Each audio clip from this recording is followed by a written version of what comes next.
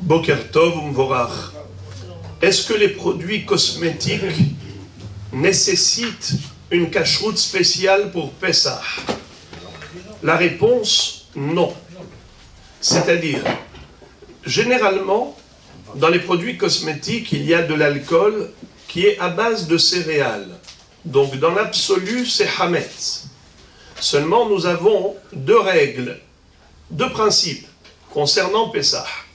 Premier principe, c'est qu'un Hametz qui n'est pas Raoui la Chilat Kelev, un Hametz qui s'est détérioré, dégradé, jusqu'à ne plus être mangeable pour un chien, eh bien, il ne s'appelle plus Hametz.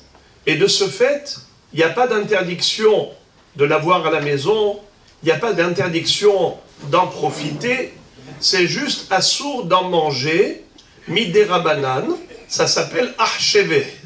Ça veut dire que si ce fou-là, ce monsieur-là qui est un petit peu débile, il a mangé l'immangeable, eh bien, si il n'a pas fait exprès, donc il n'y a pas de problème, mais si il fait bekavana de manger l'immangeable, étant donné qu'il a montré que pour lui, c'est mangeable, ça s'appelle en araméen acheve. Il lui a donné l'importance de nourriture, d'un aliment. Alors pour lui, c'est assour.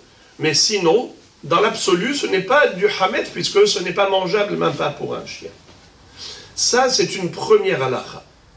Quel est le cas où c'est, oui, en effet, mangeable pour un chien, mais ce n'est pas mangeable pour un homme?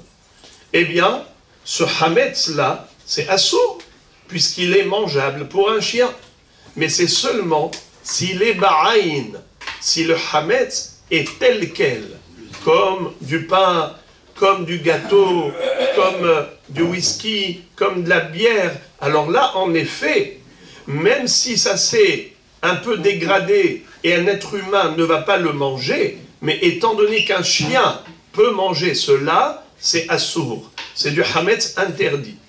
Mais quel est le din si le hametz, qui n'est pas mangeable pour un homme et qui est mangeable pour un chien, il n'est pas tel quel, il est mélangé à d'autres produits.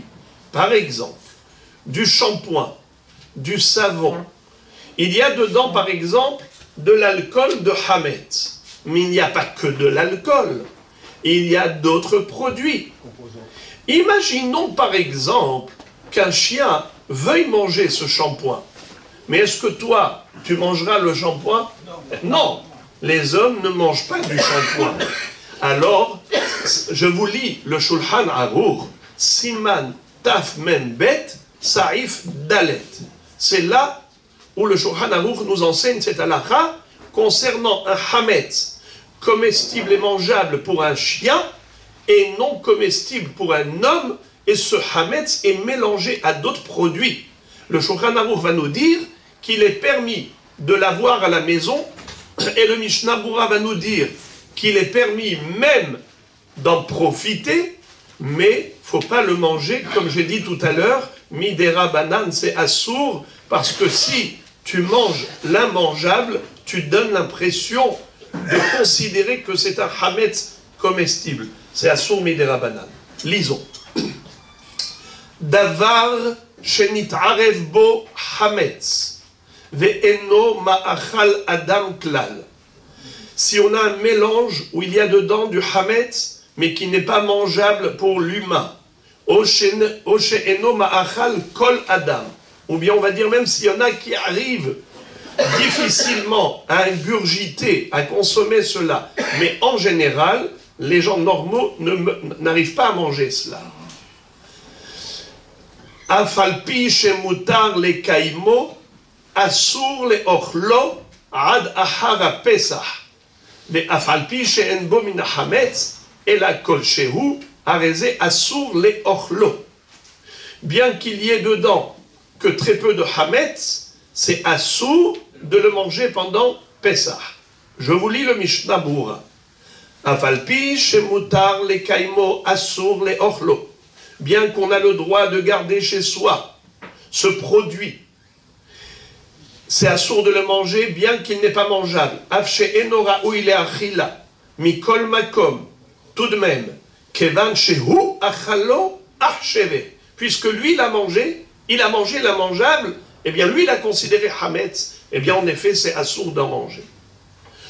Mais, bien que ce soit assourd d'en manger, nous dit le Mishnah Broura, Mikol makom mutar bahana'a kshena'asa ta'arovet kodem ha-pesach. Il est permis d'en profiter si ce mélange a eu lieu avant Pessah. Alors, on a compris maintenant que tous les produits cosmétiques et le cirage ou toutes sortes de produits comme ça, il n'y a aucun problème de s'en servir pendant Pessah, puisque ce n'est pas mangeable pour un être humain. Et le Hametz, il n'est pas ba'aïn, il est mélangé. Alors même dans la mesure où il est mangeable pour un chien, il est permis, puisque l'homme n'en mange pas, l'homme ne peut pas en manger, alors ce n'est pas considéré du Issur. Alors maintenant, on pose la question, vous deux en même temps, vous me posez la même question. Quel est le dîme du dentifrice? Ah, voilà une belle question.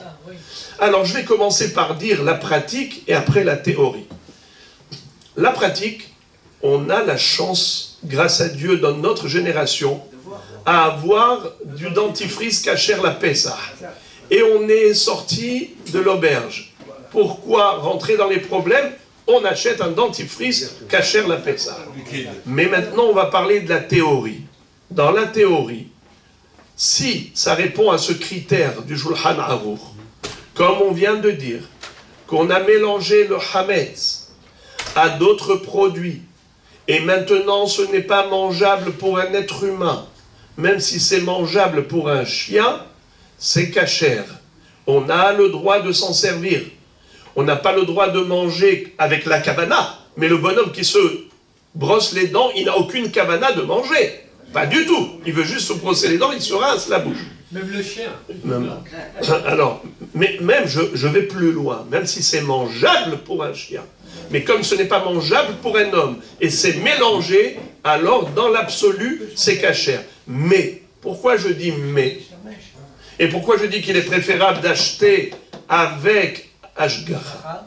Parce que, parfois, il y a des dentifrices qui font surtout pour les enfants. Il y a des dentifrices qui font avec de très bon goût, et c'est comme de la confiture. Ça veut dire que c'est peut-être à la limite mangeable même pour un être humain. J'imagine des gens qui sont dans des situations un peu extrêmes, qui n'ont pas beaucoup de quoi manger. Je les vois en train de prendre un tube de dentifrice des enfants à la fraise et ils se le mettent sur le pain sec qu'ils ont.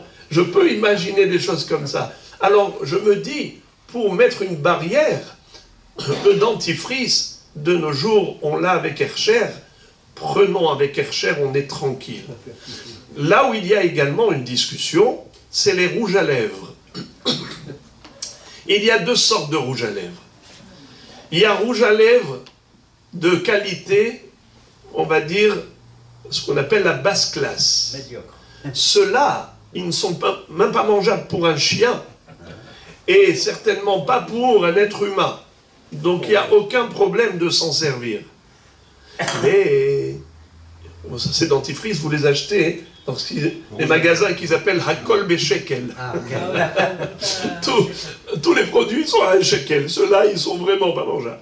Mais il paraît que les dentifrices qui sont de haute qualité, on les fait... Pardon, excusez-moi, les rouges à lèvres de haute qualité, ils sont faits avec du beurre de cacao et avec toutes sortes de produits alimentaires qui, premièrement, ne sont pas toxiques et qui sont peut-être même mangeables.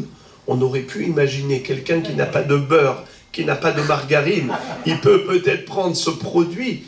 Et d'ailleurs, il paraît que la femme, elle mange durant sa vie 3 kilos de rouge à lèvres. Sans se rendre compte, elle met sur ses lèvres et à chaque fois qu'elle mange quelque chose, ça passe avec. Combien elle en a mangé toute sa vie? 3 kilos de dentifrice. Donc ils font de rouge à lèvres, Aouda. Alors, ce rouge à lèvres là, c'est pour ne pas que ce soit toxique. Alors ils font, dans les grandes marques, ils font vraiment quelque chose qui soit du produit naturel, végétal et peut-être même qui est mangeable. Alors c'est pour cela que ce genre de dentifrice, il doit être avec Efcher. De rouge à lèvres, Aouda, il doit être avec Efcher. Bon, en tout cas, vous avez compris le principe. Et Bruchim Tiyu, qu'Hachem nous aide à observer les halachot de Pessah, d'avoir un Pessah kasher vesameach.